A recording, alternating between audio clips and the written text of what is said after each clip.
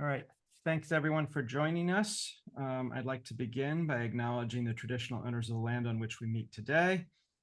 The University of Sydney is located on the historic lands of the Gadigal people of the Eora Nation, and I would also like to pay respects to elders past and present. Today, it is our pleasure to welcome Kay Axhausen. Kay is a professor of transport at ETH Zürich and is focused on the measurement and modeling of travel behavior for the past 40 years. He is the editor of the journal Transportation and is one of the most widely cited researchers in the field. His talk today is on e-bike city, verifying a vision. And I'll turn it over to Kay to share screen. Thank you. And it's 7 a.m., so it's early in the morning for him. But that's okay.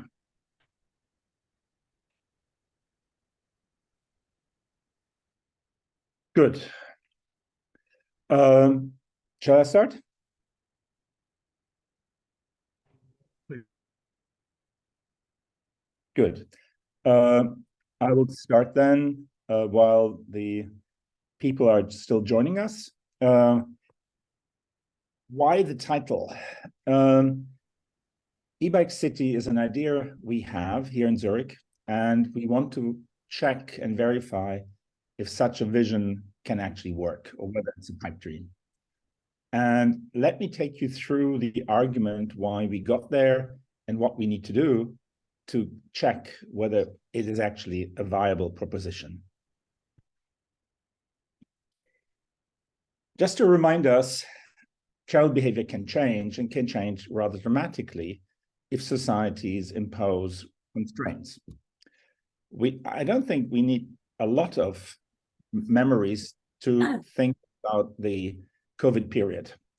We had the great luck that we had a GPS tracking panel in place before the COVID started in September 29, and we continued till end of 22. And here I show, I think, the most crucial change in that period. Okay, on the below, the gray dots are the number of hospital cases of COVID patients. And above, you see the share of people leaving their homes during the period. And you can see that the blue line, that's the before, is systematically higher than the after share. So you see the fall of 19, you see the spring of 20, and you see the dramatic fall of out of home during the lockdown, the relatively cautious and careful lockdown in Switzerland, and how quickly we recovered the share of people out of home. But we see then later on the impact of working from home. And that impact has been the main change we continue to see in Switzerland. I'm not sure about the rest of the world, but I think that's the main thing which will remain from COVID on the transport side. And that also tells us that the population responds to constraints and it responds to new possibilities. And I think we have to think about how we rejiggle the constraints and possibilities people have in the upcoming and ever harder coming climate change. Now, what is the key proposition we have? We make the assumption, and I don't think it's assumption, that transport is a normal good, i.e., it responds to the generalized costs and has a negative generalized cost elasticity. Generalized cost is the mixture of travel times and monetary cost and comfort involved in traveling. And we do know that the elasticity is negative. The cheaper we make transport, the more travel is consumed. And societies in the Western industrialized world have made transport cheaper since 1700. And there's no intention and no signal that we are going to make it more expensive so far. And it's a non-winning proposition. Just to show you the whole range of how big that investment has been is, let's look at Switzerland. What I show you here is a time-scaled map of Switzerland, i.e., the distances are now read in hours travel. And for those who have a bit familiarity with Switzerland, which I don't assume, But I can tell you that St. Moritz and Lugano and Brieg aren't as far away from the main Harst where Swiss live, between Lake Constant and Lac Léman. And that was 1950 on the roads. And since then, Switzerland has built massive amounts of motorways, has invested in more cars, has invested in driving licenses. And this is Switzerland today, or in 2020. And just to kind of flip back and forth, this is 1950, this is 2000. So Switzerland was shrunk by a factor of 2 through investment, both private and public. And that's a very nice example of how we have encouraged travel. And it's therefore no surprise that the Swiss have increased their personal travel. These are the results from the National Travel Diary Survey since the 1990s. And because travel has continued to become cheaper overall, people are consuming more of it. And in Switzerland, we are now at about 35 to 38 kilometers per head per day. Now, the last dot is 21, which was the last National Travel Diary. And the general assumption is that this reduction is due to the COVID aftermaths, i.e., people working from home. So yes, we have that negative elasticity, but then if we allow people to work from home, there is a reduction. And the question is, whether that's certainly not enough to solve any transport problems, but it's a substantial change. Now, when we look at this, we seem to be on a trajectory of ever more travel. And I don't show the freight traffic because we don't have really good numbers, but there it's a similar pattern. So we are on the path of ever growing travel demand, and with it, certainly under current technology, more greenhouse gases. So let's remind ourselves what visions guided transport policy since the 1900s.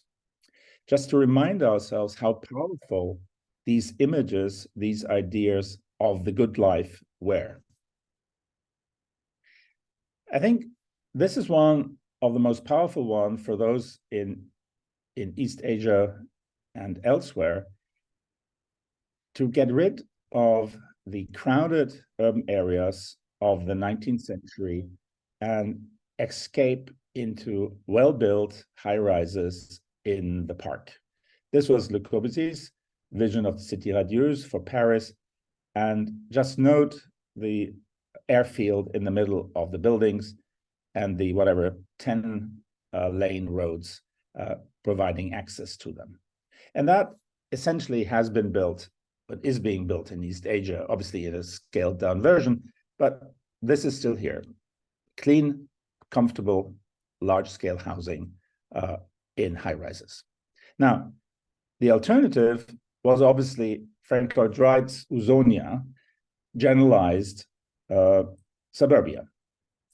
And he made calculations that you could pick the American population of its time in about an area of, 200 by 200 miles of such housing. Everybody gets an acre and a house and a parking lot and a car. And everybody travels to wherever he or she needs to go. And that, I think, is very familiar to Australians and Americans. This is what the population wants, or thinks it wants. And we are building it with a vengeance. Now, there's another vision, which was equally radical. This was Colin Buchanan's team's vision for Central London, to essentially remove the pedestrian from the ground floor and give the space to cars to allow Londoners the benefits of car travel. I have to say, happily, that wasn't built, but it was still very much in the back of the minds of British planners for a long time, and still is. Now, a vision which has been realized is what the Germans called autogerechte Stadt, a city ready and made for the car. This is suburbia. This kind of picks up where Frank Lloyd Wright had left it, and provides everybody, not with an acre. The Germans weren't as generous with the space, but it's still with enough space for a house, a parking space, and an easy access to a major road. Sorry. Now, and then obviously something we did build with the vengeance were motorways. These were the images of the 30s of high quality sunlit roads with no car traffic, but just for one or two cars, which were the car ownership rates at the time. And I still think that most car drivers imagine that the society can build this nirvana. Maybe not the sunshine, but enough road space for everyone to drive at speed through the environment. So, and these past visions are crucially important for our current policy discussions. We still have them in the back of our mind. And I do believe we need other images so that we can convince the public that whatever change comes is not going to be a disaster, but a desirable future to have. Okay. Now, why are we even talking about these alternatives? We are talking about these alternatives because transport policy is stuck in a dilemma. And every way it moves, it hits a boundary. I think the key issue is that we do know by lots and lots of empirical studies, I think David, for example, did studies of this type, that higher accessibility, i.e. making travel cheaper in generalized cost terms, in the main, improves productivity, and what has been less well documented but stands to reason, improves the social capital of our societies. And that obviously is something we want, and we want with a vengeance. In particular, given the other difficulties of improving productivity otherwise. Now, the problem with that is that it contradicts our CO2 targets. Now we can say, okay, all the CO2 targets are bunk and we don't care, but for those who do care, it's obviously a dilemma. What happens in addition? We built this accessibility improvement by adding capacity to the networks, both on the rail side as well as on the car side. But that produces unused capacity in the off-peak, and because we don't price it, it's unpriced, it encourages travel growth even more. Then, just coming to the currently discussed policies, we are hoping that electric vehicles and automated vehicles will help us, but unfortunately, both will reduce the cost of travel even more. Electric vehicles will be cheaper to run than current ICEs, and automated vehicles hopefully will bring us much more generous and comfortable travel. And these price shocks will induce more demand. And then finally, working from home makes public transport less relevant because it reduces the number of people who have to travel into crowded urban areas, and they will commit themselves less to public transport, i.e. in the Swiss context, buy less annual season tickets for public transport. Now, so we have set up a situation where more travel is to be expected. Now, we have the CO2 reduction requirements or targets. In Switzerland, we have limited ourselves to reducing sprawl by law. I don't know about the Australian situation, what's happening there, but in Switzerland, that's a binding constraint. And given the above, we have this expected VMT growth, in particular because in Switzerland, we are expecting another 10% addition to the population. Switzerland is planning for 10 to 11 million people from the current about 9. So something has to give. in policymaking. Then we have, as an addition, and I just wanted to show that, in the urban areas, we essentially have fixed urban capacities. Two PhD students of the group did lots of empirical work, and they showed that the macroscopic fundamental diagrams and their key parameters can be predicted from the junction density, lane mile density, the topology between the centralities is just a measure of how prone to congestion a network is, and the bus and tram mileage in an urban area, how large the MFD is. So in urban areas, we are constrained by fixed capacity. Yes, traffic control can do some things, but not all that much. Now, having said that, what are the futures we are still discussing? And again, I will be broad brush to focus. Sorry, that's not what I want to show. This is it. Now, what future are we discussing? I think many people say just business as usual. If you have problems, you build more capacity. Problem solved. Not many people are convinced that that will work, but that's still, and I'm afraid to say, majority opinion. Now, many people say electric cars will solve the world. But as we know, electric cars still have enough of embedded CO2 in their production. It's clearly been documented for the batteries. And depending on the electricity mix, they aren't really all that clean either. Then, in particular for those who are concerned about capacity issues, they say automated vehicle will solve everything. Now, automatic vehicle will bring an implicit capacity boost because they are traveling more efficiently than the humans do. But the capacity gains aren't large enough to overcome the induced demand effects. Okay, then in particular, economists and transport planners with them think that pricing will solve every problem we have. And I think I list here all the things which the perfect plan would include. But we also know that this is normally poison at the ballot box. And certainly in Switzerland, where everything has to be approved by referendum, a comprehensive plan of this type I just listed here would not win an election now, and probably not for the foreseeable future. I'm not sure how Australians would respond to it. I do know that you have built a lot of tolled motorways,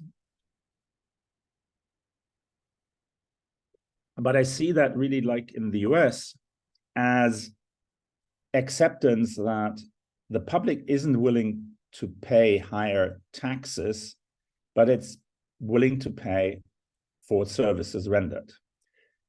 And that doesn't really solve the overall problem. Then the last future which is being discussed is obviously mobility as a service, i.e. providing both demand responsive transport as well as better coordination, better information with public transport. Yes, that will help, but the basic problem of public transport is that people don't like certain aspects of public transport. And it's both the need for frequent stops, it's the need for transfers, and the need to travel with strangers. And generally speaking, when you do analysis of this, you find out that the generalized cost of transport is about twice as high with public transport than it's with private transport. And to overcome that difference would require a massive change of attitudes of the population. And here we have a limit, because even if we equalized the generalized cost of transport and private transport, that would still only predict a 50% market share for public transport. So there are limits to what we can achieve. And that's a constraint for us as well. Okay. So not very positive.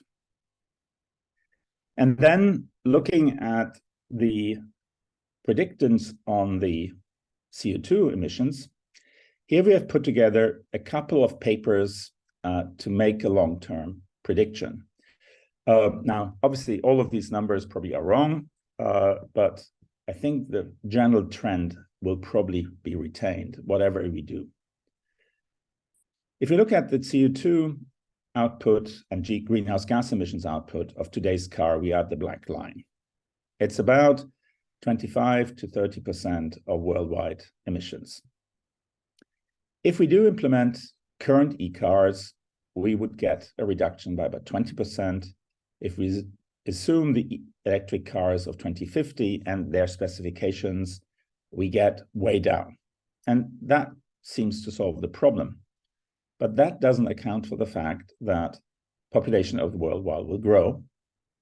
We will have induced demand due to the electric vehicles because they are 1/3 cheaper than current cars. And then if autonomous vehicles are coming, now that's a big if, we get another boost to induce demand. And with that, we are well above the targets which have been agreed. Now, you can argue, okay, why should transport do all the heavy lifting? Aren't there sectors which can do it more easily? But if we accept those targets, we are way above it. So something has to be done. I think something has to be done. It's not clear that the population and the policymakers think that something has to be done. But there is a major gap between where we can be and where we should be. Now, so what was the idea? It became clear to me and the colleagues that we do need alternative visions. We do need an idea how we can achieve our goals. We need a plan B. At least we need a plan B ready for implementation so that policymakers, if they do finally realize, and not only policymakers, but the population realizes that the path taken is not the one they want to take, they have an idea what they could do. And in this spirit, I teamed up with colleagues here in Zurich, as well as in Lausanne, to think about a city which we think from the e-bike as the starting point. And that's what I would like to show. So what would an e-bike city be? An e-bike city would be a city where the cycling is the primary mode. It's not something add-on to the car, but it's the primary mode, plus public transport. And to get there, we have to make cycling safe for everybody, because the feeling of the lack of safety is the current main inhibitor of cycling use. And we just start with an assumption that if we give 50% of the road space to cycles, that hopefully will be enough to convince people to use cycles. We want to check if a city such conceived can maintain the current accessibility levels, because we do know that people want and need an ability to reach others and their workplaces and their schools reasonably easily. We want to make sure that all emergency and service access is still provided. So we are not kind of abolishing all motorized vehicles, we just downrank them. And finally, we have to integrate all of this with the current shared services, i.e. public transport, and maybe pooled services if we ever can get them to float, for the larger demand variations and obviously for the demand peaks, because there are certain limits to what you can do with cycles. So that's the key idea. And that's what we are currently testing and designing for. Now, I will go out of my presentation and show you a story map. Wait a second, where am I? How do I get out of here? Sorry. I have to share the screen again, but a different one. Yep. Up, up, up, up, up. Where am I? How do I get there?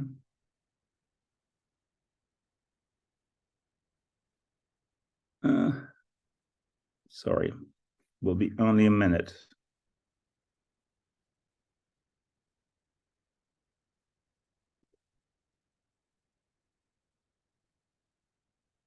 You see my screen now? Yes, you do. What I show you here is a story map, which is a particular way in which you can tell a story on the web. And this is a early version of what we will publish in December. But one thing I want to do is to show you how we'll realize the e-bike city. So one key idea is, as you can now see, we will reallocate the road space consistently. Here, it's essentially produces a city with lots of one-way streets. And then we will show how city streets in Zurich will look like. This is a typical street in Zurich as it is today. Parked cars, 2 lanes, and pedestrians on the other side. Now, when we do reallocate it, we get a reallocation of the road space. And this might be the way the street looks in the future. So you still have parked cars in this example, you have cycling lanes on both sides, and you have 1 lane for traffic. This is today, that is the future. And we are in the process of coming up with design guidelines, with design details. We are thinking about what to do with parking and where to park the cars and particular service vehicles, where to park all the cycles. Then we are looking at the junctions, because that's the next constraint we have. So this is a current junction as is, and this is how it might look in the future. We're still discussing which of the different design guidelines and design ideas which are around for such a cycling-friendly city we can realize, but this is based on Dutch proposals, how to do this. Today, potentially the future. And finally, we essentially have done a design for Zurich, not in each and every aspect, but we have thought about how to reallocate the road space in Zurich. We have built a software tool to make that more easily achievable. This is today. This makes sure that the transit lines can run as before. Then we reallocate the road space. And then again, you can see what it is today and what could be in the future. So with that, this is the basis for further work, and it is the basis to communicate with the public, in this case, in particular, the Zurich public, to think what and how they will respond to this idea, because we need to win the majority opinion to move forward. Now, having said that, let me return to my other things. So I have to get out of here and start sharing again. Are we?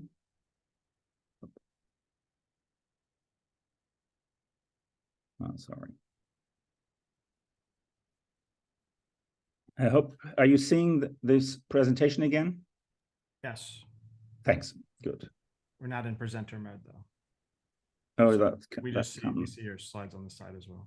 I think that hopefully is now it again.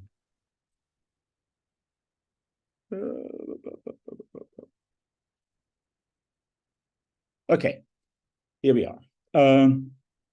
So now if we have that idea, what do we do? Okay. How do we model it? Because that's what we now have to do. We have to kind of verify it to the best of our ability that our goals are achieved.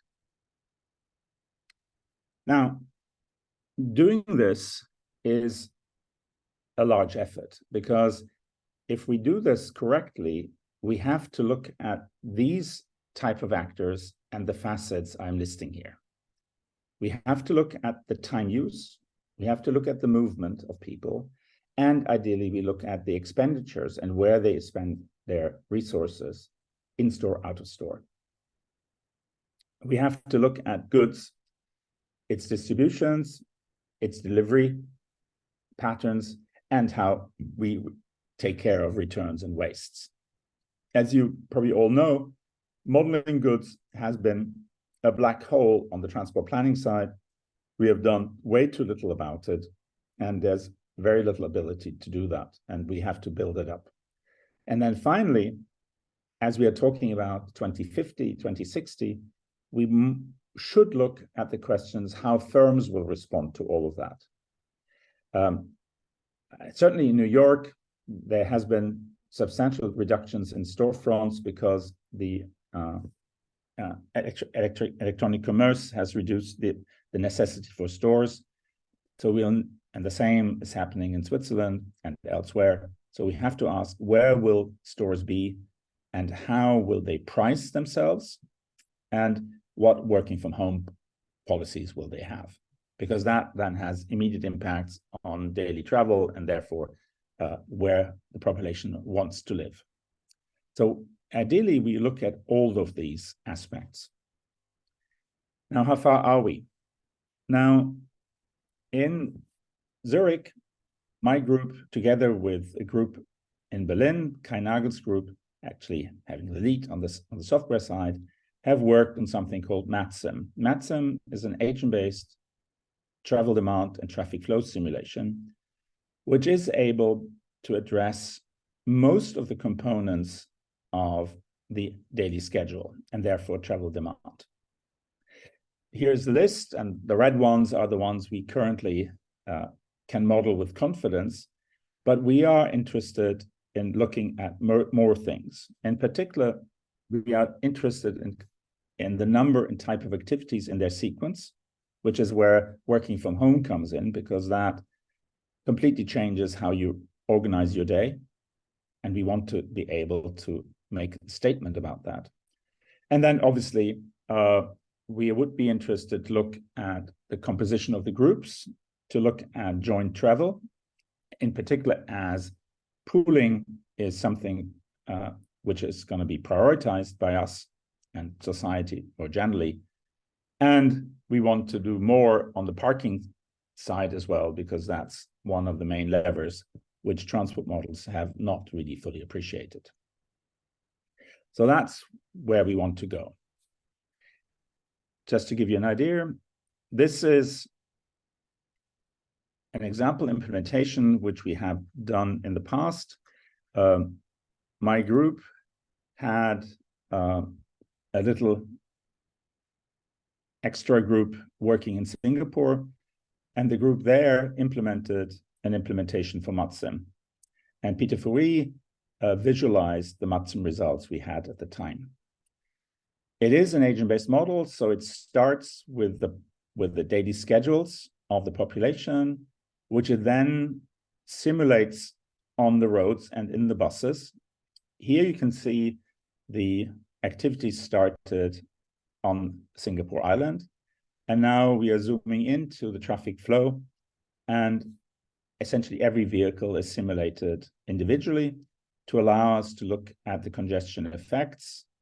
As we are also modeling public transport, we also know about the crowding on the buses and on the metro. Here, admittedly, it's only a 10% sample of the population, but we can do that at scale as well.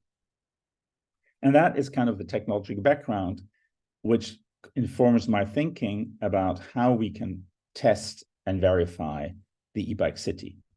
And that's what we are currently starting to do in Zurich to implement this. We have it for Zurich, but to reallocate the road space in that model to make it ready for the e-bike city simulations. Now, modeling activity schedules is really hard. There are existing methods which work with a large system of nested logit models, which are exceedingly hard to estimate and to then apply. So an alternative to doing that is to estimate the utility function of the schedule as such, so that we integrate all of these nests into one function. And this has been work which has been attempted before. One of my PhD students here in Zurich made an attempt, but we had difficulties. But there's a new attempt, which is undertaken by Yanodi Pugala at Michel Belaire's lab in Lausanne. And she calls her system OASIS. And it includes an efficient generation of the non-chosen alternatives. She then uses those non-chosen schedules to estimate the utility functions, and then she simulates them. And we are currently integrating her approach into MATSIM to make it work for us as well. What she has done, she has tested 3 formulations of the utility function. One is a basically linear one, which she calls OASIS. She has then re-implemented Planomat X, which was File's approach, but File based his on earlier work by Jo, a Korean student of Harry Timmermans in Eindhoven. And then there's the MATSIM scoring function, which was suggested by David Karipa and Kai Nagel. When you do that, you get these results. This is a first attempt to estimate the utilities of the activities on these 3 formulations. And obviously, they are bound by the structure she gave to the utility functions, and she hasn't really had the time to explore them more fully. But you can see that, generally speaking, you get similar trends. And now the question is, how exactly do they look like? In this particular form, you, for example, see that education, the utility goes to a maximum level up to a certain minimum duration of stay, and after that, it stays constant. For shopping, you have a falling utility after you reach a certain minimum or maximum duration of stay. For work, again, the same argument. You have to be there for a certain minimum of time, and then you're fine. In the other formulations, you need to start in the negative right away. There you have to be at work for at least 8 or 10 hours before the utility becomes positive, and leisure, similar patterns. So this gives us a way forward to look at the overall utility of the day, and therefore we can look at the impacts of working from home. We can look at the impacts of rescheduling possibilities we have now, and in particular through e-commerce as well. And that obviously is what we want to use to evaluate the e-bike city. And obviously, there are many things we want to improve in these utility formulations to be on the ready side. There is the question of minimum maximum durations by purpose. There's a question whether there are saturation effects, in particular if you model multiple days, and there's earlier work which indicates that. Then in MATSIM, in the agent-based approach, we are not modeling destination choice by zones, but we're modeling destination choice by individual facilities, individual stores. So we have to look at price levels. We have to look at the social homophily in these locations. We have to look at parking prices as well. And there's ongoing work which gives us first hints. And then obviously on movement side, there's effects which are not fully covered. Wait a second, somebody rings the bell.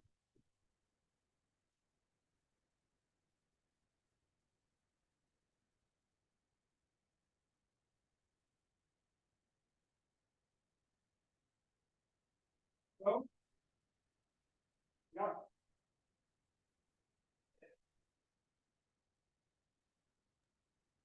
While we're waiting, if you've got questions. Sorry about this. It was just the mailman. Different sort of interruption than usual to academic events. Okay. Having said that, I want to make a brief detour to talk about another study which tells you about the ability to capture all of this data. We have done a GPS-informed time use study where we essentially combine GPS tracking on the left with later on questions about what people did at their stays and how much they spent. Sorry. So this is a way forward in which to do this. So we can get at the data and we have experience how to do that. And so it's not impossible anymore. Now, having said that, it is hard work because the participation in such high intensity studies tends to be low. But if you have enough patients, you are able to get samples which are reasonably representative of the population. Like here in the Swiss case, in the end, we had 1,300 people doing this for 4 weeks for us. Now, a small share of those we approached, but it's possible. Then we do know that the response burden of a survey impacts the participation, and I'm very aware of that because this is an analysis of all the data and all the surveys we have done in Zurich in my time here. And you can see that the response burden, for which we have an a priori score, predicts how well people participate. So yes, we know it's going to be difficult, but it's possible. So modeling the e-bike city. And given that I've nearly run out of time, I'll have to jump over this because I prepared too many slides. But let's just say that there are many academic questions which arise in this enterprise. So this is not just applying what we know. There are new frontiers to be had. Questions of optimal one-way street networks, the whole question of the behavior in the e-bike city, the questions of what the schedule adjustments will be. Obviously, the questions how we get the CO2 impacts properly accounted for, how we look at multimodal accessibilities in the future. I think the topic dear to David's heart. Then there's the whole question of the equity impacts this will have. So who will benefit, who will be disadvantaged? What do we need to do to make it a solution which the population as a whole will be willing to support? And then obviously the whole question of freight, the whole question of road safety will need to be addressed. In Zurich, we have a good starting point, and it would be a question, what do we need elsewhere to make this work, to make the estimates credible and convincing to the public and its policymakers? And with that, I have to acknowledge the contribution by the e-bike city team. There is a group of us who are working on this at the moment and in Zurich, and we'll do so till 25, and we hope for a follow-on project because we'll never be ready at the end. And with that, I'm happy to take questions, and here are various sources which you can make use of. Okay, thank you. As you're thinking about your questions, Mike Bell put something in the chat room. How broad is the definition of an e-bike? Can I just expand on that? Or go ahead. First of all, fantastic talk, Kai. Really enjoyed it, and good to see you as well. Thanks. What I'm curious about is, do you include quadricycles within your thinking? Because certainly those are in discussion for freights. And if you have a quadricycle, it's not that different to an EV, to an electric vehicle. It's just one that's narrow and can go along bike lanes. So my general question is, how broad is your definition of an e-bike? Okay, fair point. At the moment, the definition of e-bikes is quite contentious around the world because the regulators are still confused by them. In Switzerland, for example, there are two main types for public-private transport, which are limited to 25 kilometers maximum speed, and there are some which are limited to 45 kilometers maximum speed. S-pedelecs. And now with that, you are essentially in the vicinity of a very, very small motorcycle, moped. On the other hand, you have the freight e-bikes, which are getting quite popular, in particular for young families, which are putting their kids on them to transport them. And I think that's really the main version for freight we are thinking about, these freight e-bikes. Which are obviously substantially more space consuming than the others, but in terms of speed, will be limited to 25. And yeah, that's our current thinking. But the regulation aspect is a hard one, given the ambiguity in definition. Thank you. Thanks, Michael. Hi, Kai. Thank you very much. I'm wondering, since Zurich is a very compact city, typical European city, Australian cities are very large and low density, very sprawling. So is there an optimal size where you can apply an e-bike city, or are we doomed in Australia because it's just too sprawling and too low density? Good point. So far, we have shied away from the question of suburbia. But even in Switzerland, the moment you get out of the city core, which isn't all that large, it's only 400,000 people in Zurich, so it's comparatively tiny. We are starting to sprawl as well. Maybe not as badly as in Australia, but we are sprawling as well. Now, having said that, the average trip length is the central criterion.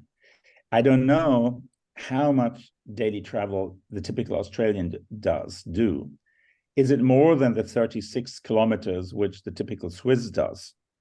And I don't have the numbers. You would have to tell me. I would argue that for a large chunk of suburbia, the e-bike city is a feasible concept because you're quite fast on an e-bike.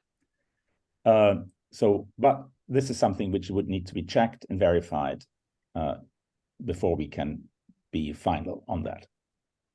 Thank you. Abbas. Thank you.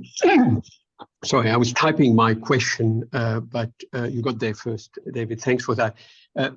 Thanks for the presentation. Okay, I very much enjoyed it. I'm not a transport person at all.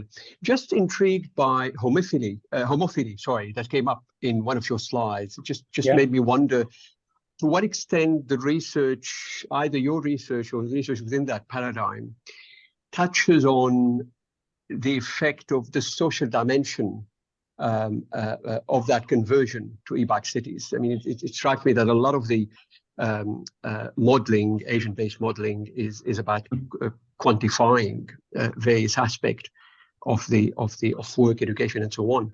To what extent do you move beyond?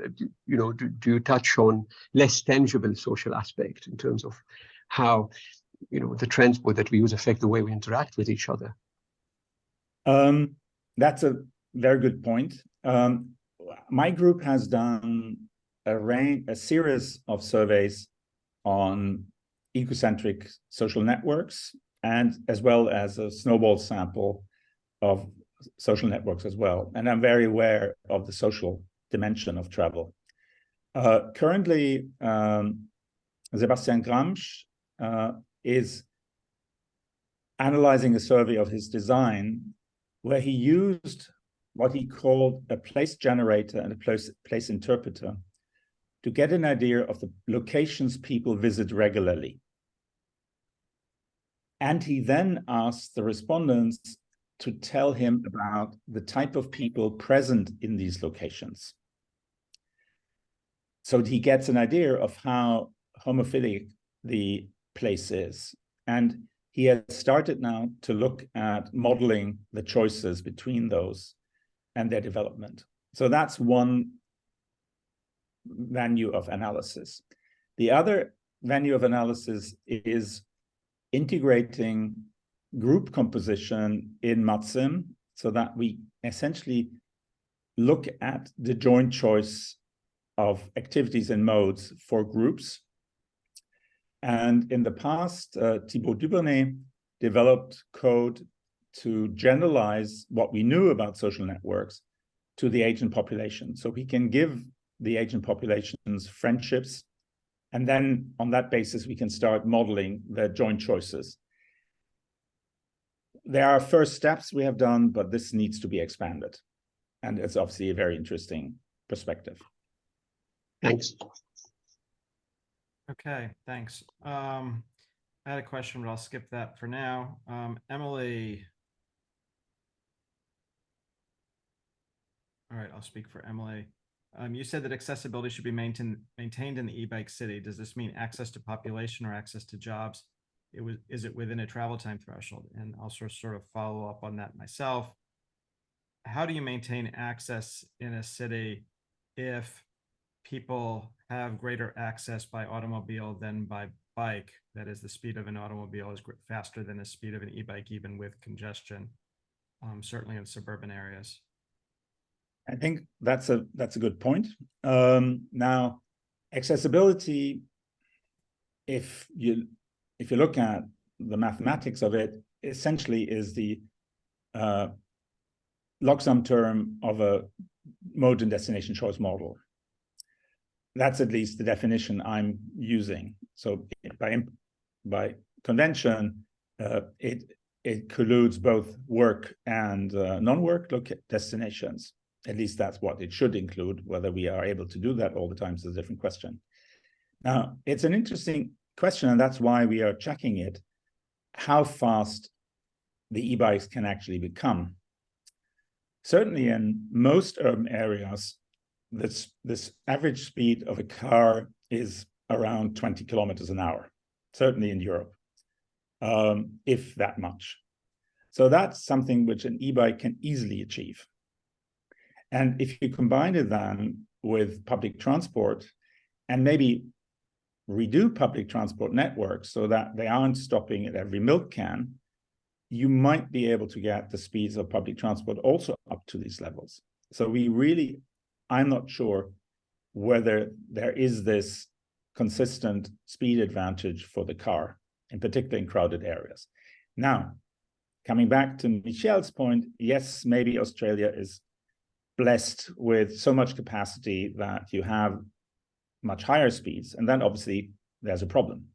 But that also means that you are bound to generate greenhouse gas emissions with a vengeance. So something has to give, and we'll have to find out how big the trade-off will be. That's the goal. Okay, thanks. Jennifer, I think you're next. Yeah, sure. Thanks for such a good presentation. I haven't had safety mentioned anywhere. How do we account for different thresholds of what's acceptable risk when we're talking about cycling, particularly on Australian roads where it's usually alongside cars travelling at least 50 kilometers per hour? Good point. I had safety on the last slide, but I was rushed at that point, so I didn't really spend time on it. Yes, safety is a concern. We do know that new bikers make mistakes and hurt themselves quite badly.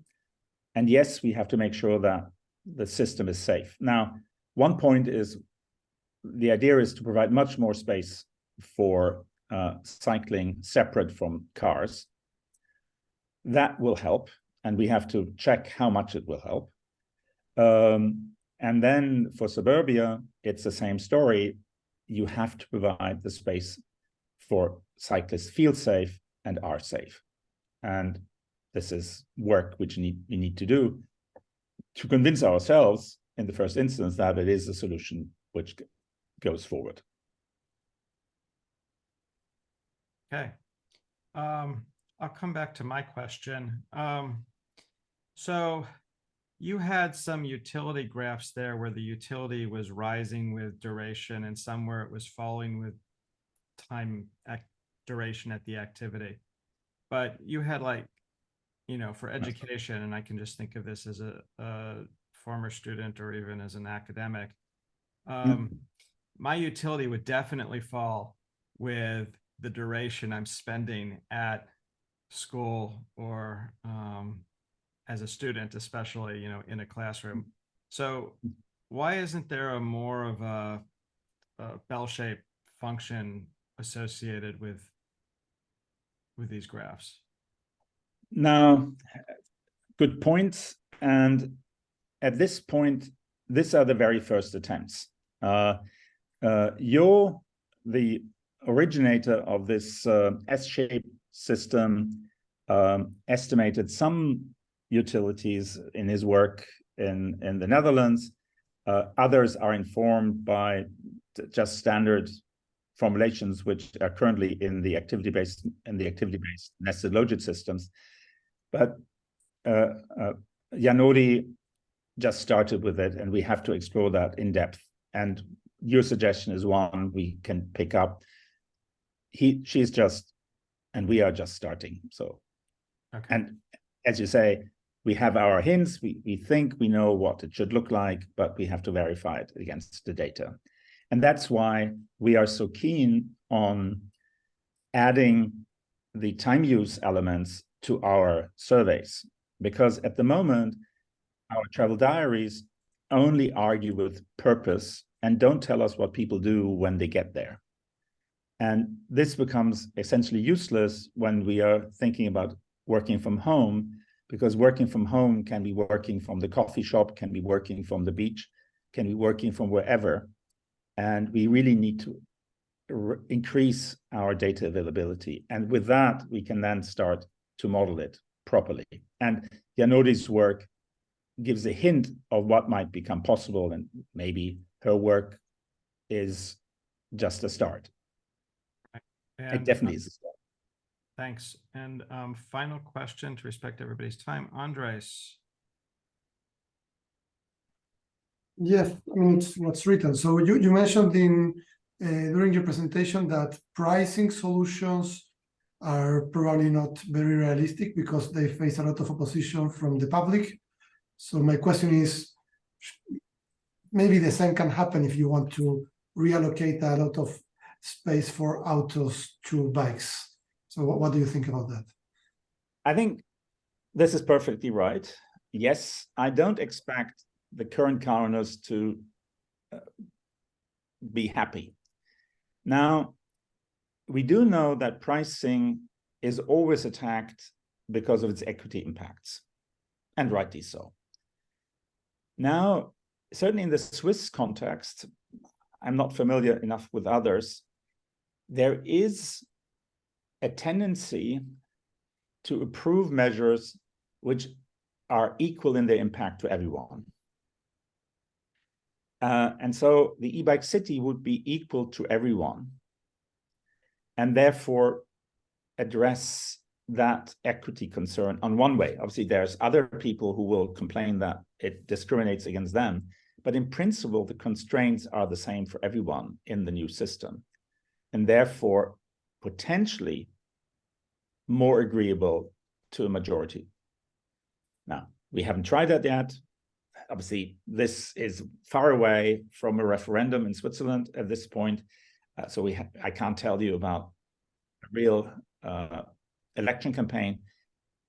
We'll come to see. But the point is, and that's, I think, one essential message is, if global warming is coming, we have to do something. And I think it's worthwhile for us to have a plan B, because at the moment, policymakers rely on, okay, AVs and electric vehicles will solve all problems. Forget about it. We don't have to change. And I think science at this point needs to work at alternative visions so that the panic decisions don't become as hurtful as, for example, the silly abolition of atomic power plants in Germany after Fukushima in a panic moment of Frau Merkel. I think that, and we don't want a comparable stupid decision when everybody starts to panic about global warming. And I don't know what type of bushfire it would need in Australia to convince people to change. All right. Thank you. I want to thank you for an excellent talk, and everyone can give their virtual applause. Thank you.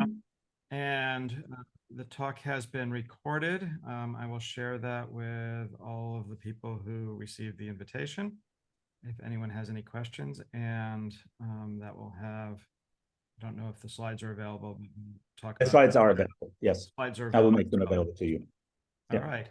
So I think one thing which I will not make available is the website, which I showed you, but that will become available in December. Okay. And it's fine. Great. So thank you. Thank you everyone for coming, and Thanks. we'll see you at our next event. Thank you. Bye-bye. Thank you. Thank you. Bye-bye. Thank you.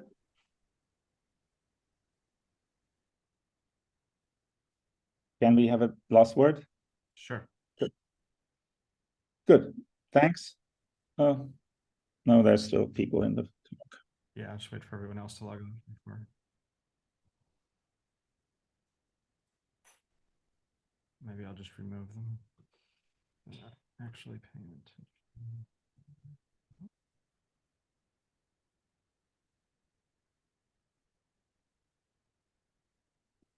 And let me stop recording.